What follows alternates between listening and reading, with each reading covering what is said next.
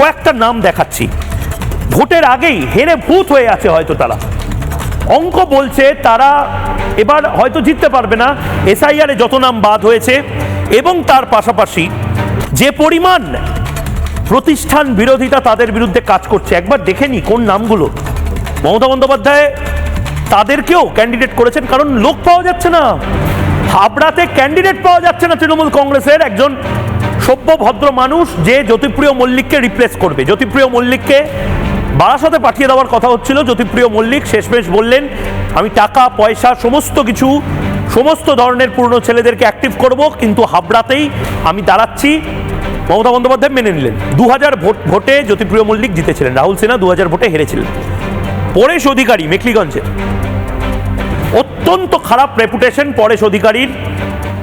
তার মেয়ে চাকরি দুর্নীতির সাথে তার নাম প্রথমে জড়িয়ে যায়। পরেশ অধিকারী, তার নামেও একাধিক অভিযোগ রয়েছে। তৃণমূল কংগ্রেসের লোকেরাই তার বিরুদ্ধে সরব হচ্ছেন।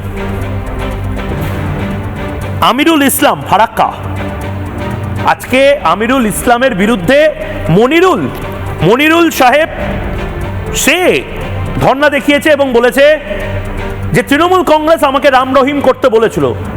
আজকে স্পষ্ট হয়ে যাচ্ছে রাম রহিম কিভাবে তৃণমূল কংগ্রেসের কাছে গুরুত্ব পায়। এই মনিরুল ইসলাম সেই বিখ্যাত বা কুখ্যাত ব্যক্তি যে ফারাক্কা বিডিও অফিস জ্বালিয়ে পুড়িয়ে ছারখার করেছিল। চন্দনা সরকার বৈষ্ণবনগর এক অবস্থা। উষারানী মণ্ডল মিনাখা, লাভলি মৈত্রের ব্যাপারে আপনারা জানেন। লাভলি মৈত্র নিজের নামে দেওয়াল লিখেছিল, তারপরে সেই দেওয়াল মুছে ফেলতে হয়। তারপরে লাভলি মৈত্র ধর্ণা মঞ্চে গিয়ে বলেন আমি টিকিট পাবো তো, মমতা বন্দ্যোপাধ্যায় বলেন না পাবেন না।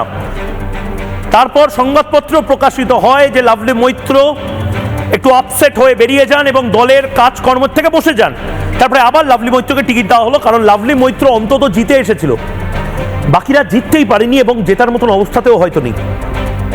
শাওনি সিংহ রায় মুর্শিদাবাদে, ভাবুন, শাওনি সিংহ রায় বিজেপির বিরুদ্ধে লড়ছেন না, সর্বপ্রথম লড়ছেন তৃণমূল কংগ্রেসের বিরুদ্ধে। তৃণমূল কংগ্রেসের 7টা লবি এই মুহূর্তে বোধহয় শাওনি সিংহ রায়ের বিরুদ্ধে ঝাঁপিয়ে পড়েছে তাকে হারানোর জন্য।